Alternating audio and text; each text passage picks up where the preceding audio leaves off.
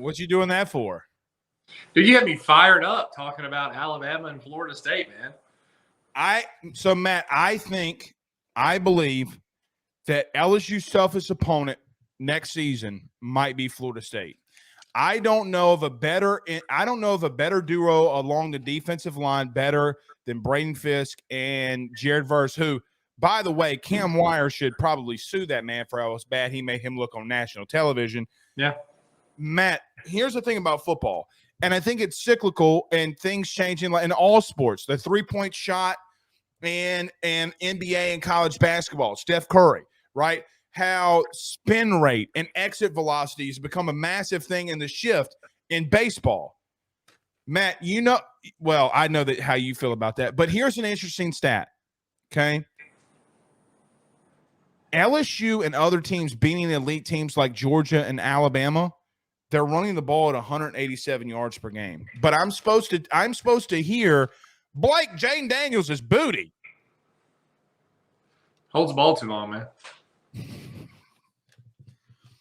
Matt, did you know that LSU threw the ball on average last season through 14 games for 270 yards?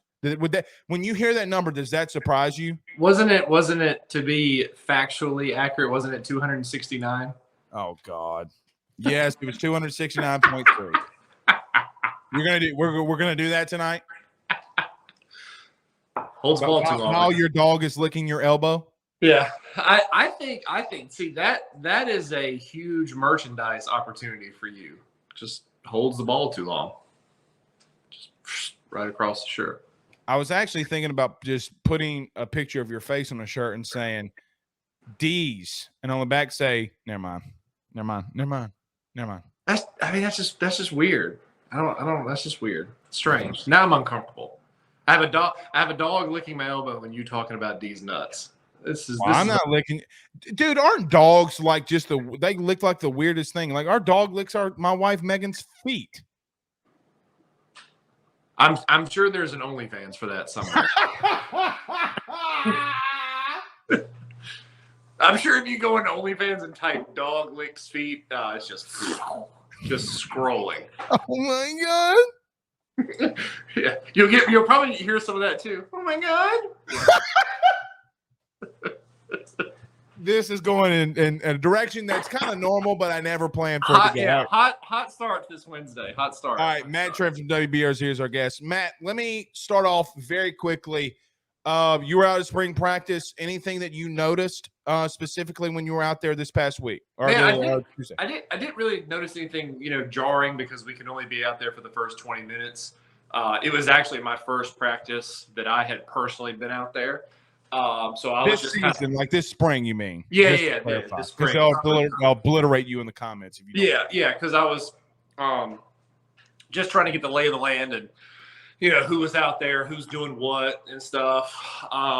So I walked in, and kind of the way the layout is, right when you walk in, it's like defensive backs, like secondary. And then like defensive line is like on the other side, but they're kind of they only let you can't walk between fields, which really sucks. So you can't really get and obviously in the past they strategically place certain groups at certain places so we can't like the offensive line. Like the offensive line, and like during Orgeron it was like the defensive line like down at the other end of the field. So we can't really get a really close look at some of these position groups. But then on the other field, like the far field, it was quarterbacks, running backs, like wide receivers, a bunch of the offensive skill guys. So I went down there after looking at the like the secondary. Toviano looks real good. What stood out to him when you saw him for the first time? It was just like it was just because there was no team period, obviously, when you're in that. So it's a lot of indie work. It's just a lot of like quick drills, rotating. It's really a warm-up period, honestly. Like it's just kind of, fundamentals, small stuff. But they did a drill where there were 3 defensive backs total in the drill, and you would stand back to back. So it was 2 on one side and 1 on one side, and you were back to back, and you would run. They would have cones at the other end. And you would run in opposite ways. and then you would turn around, kind of like a pseudo Oklahoma drill, where you would run separate ways and then come back and meet at the beginning, and the two kind of had to like fake tackle or like wrap up or simulate a tackle on the one lone guy. And Tobiano, man, you just see guys that are just athletic and they're not even trying. And it looked like he was still trying to just like figure out the drill, but he was still so good. He was still so good. Just the way he broke. It's so much interesting though, Matt, with that, because he's taking first team reps and he doesn't know what he's doing to some extent of what the drills are, right? Like, isn't that kind of a little bit surprising? And when I say like don't know what he's doing, he's still got a little bit of that freshman hesitancy, Right. Like, I'm still trying to figure out what the coaches want, what the drill wants, and I've still got to use my athleticism within all of that. He looked really good. Trying to think who else. Did you see? I know that y'all had a video on BRZ with Omar Spates, the Oregon State transfer, the linebacker, number one. I did not get any. I saw him. I did not get any video when I was out there of him. Okay. I did not get a lot of linebacker video, but I went to so after that, I went down and got quarterbacks, saw, Jaden Nussmeier and Ricky Collins. Pretty simple stuff, just quick throws, just drill work. So nothing really that I was like, oh, unbelievable. But it was the first time that I had seen, when I went to the running backs, Trey Holly. Not as small as everybody thought he was, huh? So let me tell you, I saw him, 2 years ago in the 3A state championship game against Madison Prep when he was a sophomore at Northwestern State, when Union Parish played Madison Prep. And that Madison Prep defense was just unbelievable. I mean, I think they had like Wiggins, Major. Yeah, they had like, I think 4 D1 dudes on there. Like, I mean, they were just unbelievable. But even still, you could and he struggled, but even still, you could see it. It was like, all right, just do it.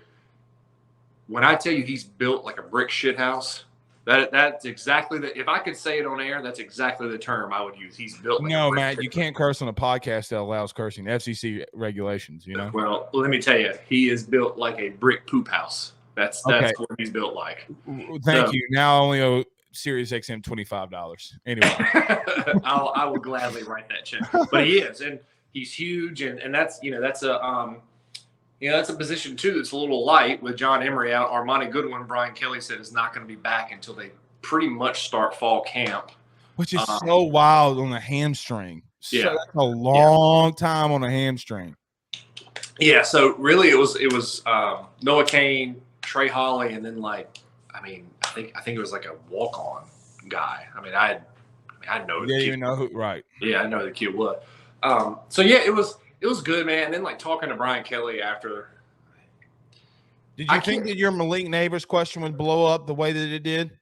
No, I just was like, I was genuinely just curious, because it's always, I more so wanted to see, if there was any kind of Keyshawn Booty residue on that group, just kind of see if any of the, I meant serious. No, I don't think you realize what you just said. You said booty residue. So, I mean, you got to laugh for my fiance, so that means it was. So Brindley laughed. So now, see, look, your fiance laughed. I'm a funny guy. Funny how, but funny guy. But I did. Like, you have to wonder about, especially with a younger receiving core like that. You have to wonder if it's kind of, rules for thee but not for me type of deal. Like, oh, Keyshawn did this and I can do that, but I don't think that's the case at all, because according to Brian Kelly, like, the deal in New Orleans was, I'm not going to say it was a random occurrence, but it was one of those things where I'm not totally going to put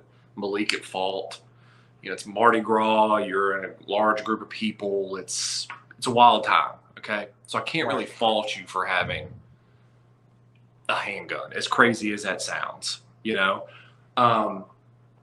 but Brian Kelly said outside of that, he's been A+ all across the board. Yeah, talked about that he might give him a C. I mean, Matt, that's the biggest question that you asked. I mean, you asked the question of Brian Kelly, and Matt, that's the biggest thing that you got out of the whole thing. Right? Well, I will say Brian Kelly did say we're not ready to, slap that C on his jersey yet. Matt, he doesn't bring that up. He does not bring that up if he's not in high consideration. Maybe.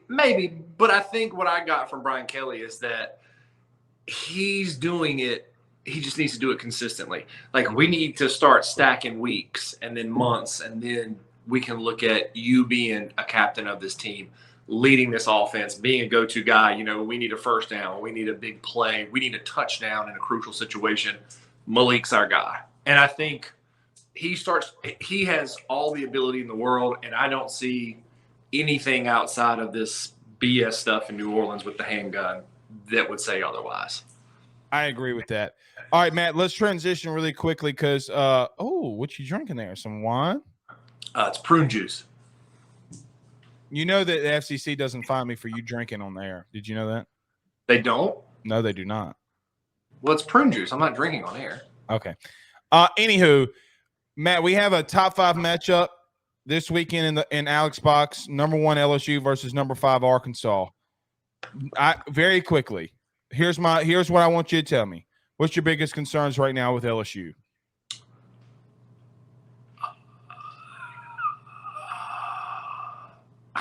Did I just stump you? Did I just make you speechless for the first time in your life? No, you did. You did. Yes, I did. No, you didn't.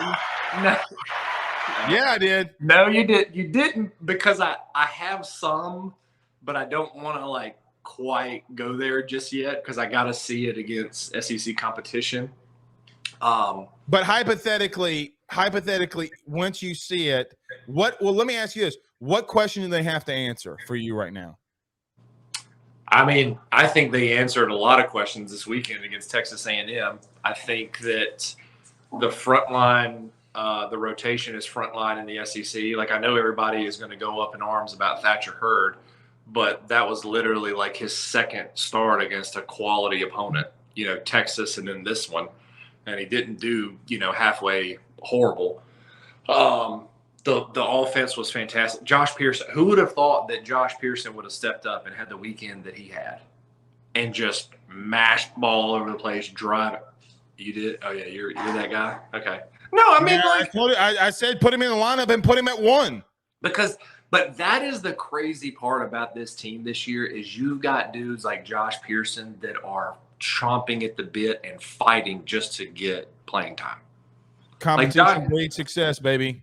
Josh Pearson, how many games did he not play in last year as a freshman? I think he played over 75% of the games. Yeah. And came up in a big moment in the regional against Southern Miss with the game-winning hit that didn't even leave the infield, that high chopper. Right. So by the way, I was there, and what a hell of a – by the way, that pitcher's 97 miles an hour. So, yeah. I mean. So I'm I know a lot of people were like, oh, my God, just because we haven't seen a whole lot of him this year. But Jay was just the dude has been putting in so much work, and he's been so great in practice. I was like, nah, I'm just going to go with a gut feeling here and just put him in, and he mashed, just absolutely mashed. The one thing, though, for me, if I had a hot take, is the back end of the bullpen. I agree with that. That was my last question for you. Because I think that Christian Little is the guy in the 9th inning. He's the guy. It's just getting to him is going to be a little bit, I think, not sketchy, but a little bit we might have to do a couple weekends of setup guy by committee to figure it out a little bit. Shores was good. I actually more than good. I don't hate him in that role. I would like to see him start just because of the stuff in general. But if he can refine the control, he's got put away stuff with every single pitch. The problem, and I asked Jay this on Monday, I asked Jay if he is a big, hey, this is my closer. We're using him in the 9th inning. He's our guy. Or do you like to have 2 or 3 dudes you can roll out? Garrett Edwards, Chase Shores, Christian Little, dudes that can come in and get a lot of outs. And he was like, I've done both. He was like, I've done both my entire career. The problem with that is that you run the risk of just overthrowing a dude. Mm-hmm. We don't have like Kevin Paul Kopps. Gervais. Well, we don't have a Kevin Kopps a couple years ago from Arkansas that it's like, we need to throw you on Friday. Yep. Can we get an inning on Saturday? Yep. Can we get an inning on Sunday? Yep. Can we start you midweek? You know, we don't have dudes that have rubber arms that can just bounce back like that. Those are few and far between, and that's why he was unreal for Arkansas a few years ago. So you do run the risk of that. And also, too, I think Jay is going to have to maybe use a couple guys because they don't throw a lot of people twice in a weekend. So they don't throw a lot of dudes twice in the way. My memory right off the top of my head, I don't think anybody threw twice this weekend. And I think Cooper. Okay, that's right. That's right. But and two, if I'm thinking back to UNO midweek, he also threw then. Garrett Edwards also threw then. Correct. Too, if I remember. So I think that's what Jay is starting to try to do is trying to like, all right, we'll throw you midweek and then see if you can come back on Saturday. That's exactly what he's doing. See if you can come back on Sunday to kind of see how you react, see if the stuff is still there, and see if you can get outs on a consistent basis. Matt Trent, WBRZ. Hey, your Final Four. Go right now as we're letting you out the door. Final Four, go. Women's? Men's. That's all we care about here in Baton Rouge, the women's Final Four. I don't get women's Final Four. That's what I tell our next guest. Jordan Black. She's coming on. She's award-winning, journalist, and so I asked her the same thing. And everybody called me biased, Matt. Here come the Tigers, damn it! Here come the Tigers. Utah Utes are going down. They can't beat SEC opponents. Bottom line, they're 0-72 against SEC opponents. And now that Indiana's not in that bracket, I mean, dude, it's. If you're Indiana, they lost to Miami twice in women's basketball and men's basketball. How shitty do you have to feel with that? I mean, pretty shitty, especially when you get back on the bus and you got to go back to Bloomington, Indiana. Very true. Matt Trent, see you next week, buddy.